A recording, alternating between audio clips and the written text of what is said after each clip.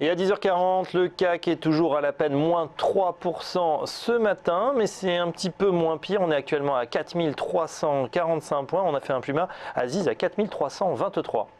Effectivement, Fabrice, on a touché 4323, on reprend un peu de hauteur. Alors, c'est effectivement 20 points, c'est pas grand chose. On en a perdu tellement plus aujourd'hui dès l'ouverture. On voit bien que néanmoins, on revient sur des niveaux de valorisation vers les 4340. Ça ne veut pas encore dire qu'on peut se repositionner à la vente. On est quand même loin des niveaux de stop. Le premier niveau de stop, il est légèrement en dessous des 4400 points. Donc, on va toujours rester dans cette configuration. On voit bien que la peur et la crainte sur les marchés augmentent. On voit bien que la plupart des investisseurs sont de plus en plus prudents, qui ne veulent pas s'exposer sur des horizons longs, notamment en swing trading. On va plus aller chercher des trades intraday. Toujours le pétrole qui continue de peser. Les tensions en Corée du Nord, les tensions au Proche-Orient entre l'Iran et l'Arabie Saoudite. On a également les craintes sur la croissance chinoise, et ça, c'est l'un des principaux moteurs effectivement de cette baisse. Donc tous ces éléments plaident en faveur de la poursuite de la baisse. Alors on aurait potentiellement touché un point bas pour la journée, ça va être à confirmer, mais effectivement il faut rester très très prudent dans ce contexte-là. Allez, tout de suite on file du côté du courtier CMC Markets, nous attend Nicolas Chéron. Bonjour Nicolas. Bonjour Fabrice, bonne année. Merci également. Nicolas Chéron, stratégiste chez CMC Markets, qui doit nous éclairer sur ce qui se passe actuellement, ce début d'année compliqué, sanglant, ce qui ressemble fort, pour ceux qui s'en souviennent, à ce qu'on avait connu en 2008. Est-ce qu'on est dans la même configuration, Nicolas ? Alors on s'en approche Fabrice, on n'a pas encore, si vous voulez, donné des cassures de moyen terme. Pour l'instant, on a, disons, une liste qui s'allonge sur les éléments qui plaident pour un marché baissier en 2016. Nous avons eu un gap baissier annuel, ce qui est extrêmement rare, c'est-à-dire qu'on a ouvert à -2 à la première séance et on n'a pas réussi à combler ce gap, et on a même accéléré à la baisse les séances d'après. On a perdu très rapidement 5% au début de l'année et on est venu sur des supports de court terme qu'on a tenté de tenir en Europe ces dernières séances, mais l'Asie a pesé trop lourd dans la balance et nous a fait casser ces supports-là. Donc là, on a une hausse de la volatilité après le gap baissier de rupture, si vous voulez, qu'on a eu au début d'année. Là, on a un gap de continuation, théoriquement. Gap de continuation baissière qui emmène le CAC et le DAX en direction de leur plus bas de cet été. Et en fait, les plus bas de cet été, c'est un petit peu la limite entre marché haussier et marché baissier. Si on a eu en fait une latéralisation des marchés américains pendant un an, le Dow Jones, le Nasdaq, le DAX, lui, et le CAC, qui avaient bien profité en début d'année, sont descendus sur des zones normales l'été dernier, puis ont stabilisé en fin d'année. On a créé des supports de moyen terme un peu partout, et là on se dirige à pleine vitesse vers ces supports. Et s'il y avait rupture de ces supports, alors là, malheureusement ou heureusement, je pense qu'on pourrait dire qu'on a de grandes chances que 2016 soit une année de bear market. Je rappelle d'ailleurs à vos auditeurs que depuis 50 ans, tous les 8 ans, sur les marchés boursiers, nous avons des cracks boursiers. Les deux derniers étaient en 2001 et en 2008. Et 8 plus 2008 est égal à 2016. Voilà. Vous parliez tout à l'heure du ralentissement de la croissance chinoise. Il y a aussi le pétrole qui chute très bas et qui va entraîner potentiellement des faillites dans le shale oil aux États-Unis. Pendant 2 à 3 années, les États-Unis ont créé des centaines de sociétés qui se sont endettées à outrance, partant du principe que le pétrole allait rester à $100.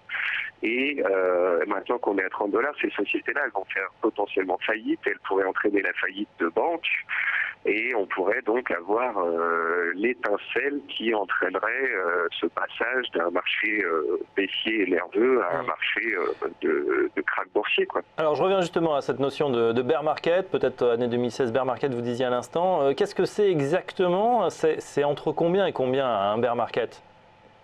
Alors techniquement, un bear market, c'est quand on perd 20% depuis les plus hauts. Et donc en fait, quand vous prenez l'exemple du DAX, Le DAX avait fait un plus haut à 12 300 points en 2015.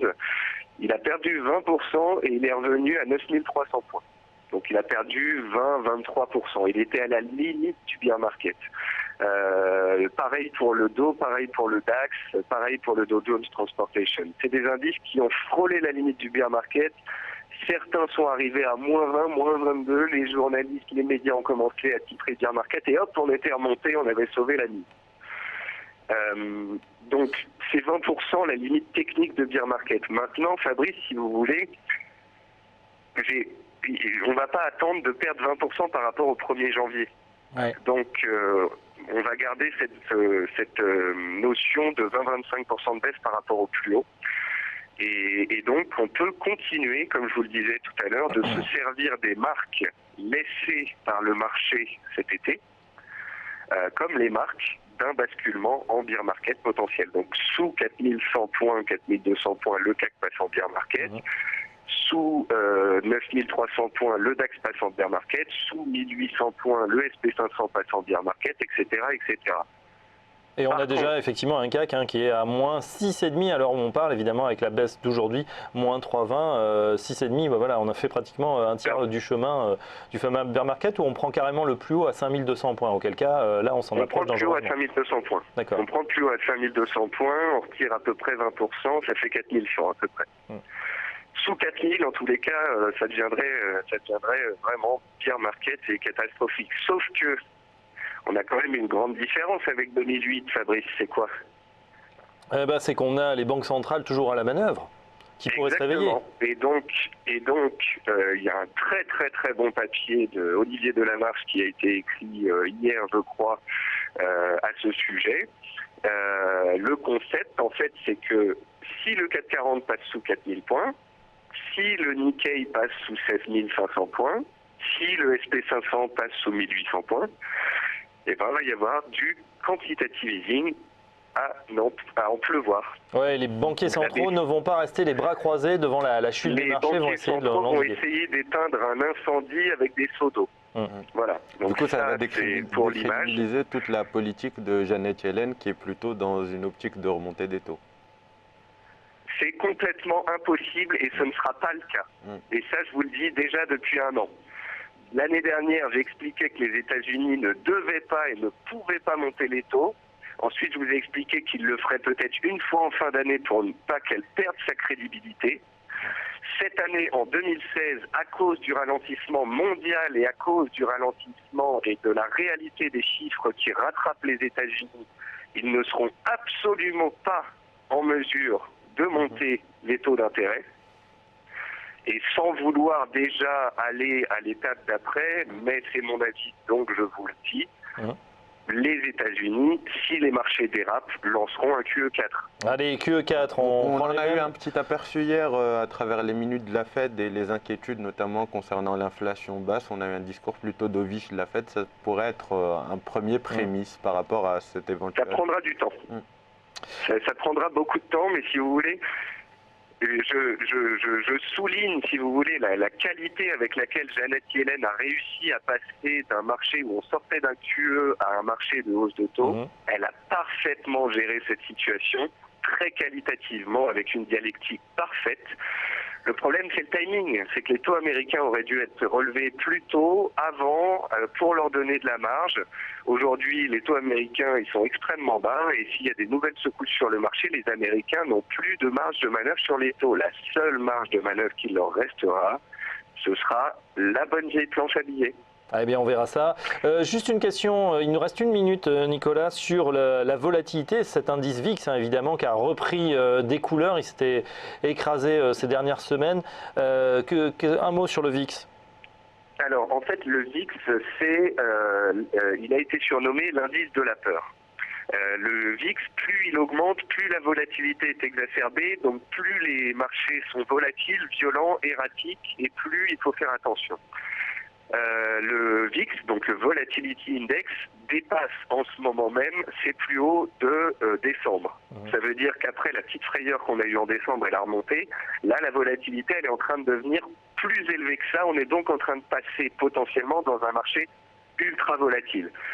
Si ça se confirme en clôture, si ça se confirme demain et que la fin de semaine n'est pas meilleure, qu'il n'y a pas une stabilisation des marchés, une stabilisation de la volatilité, mais au contraire une envolée de la volatilité, ça voudra dire qu'il faut vraiment faire preuve d'une très grande prudence, notamment pour les opérateurs qui font des actions, parce qu'on peut avoir des gaps à n'en plus pouvoir, et on peut avoir des séances avec une volatilité forte.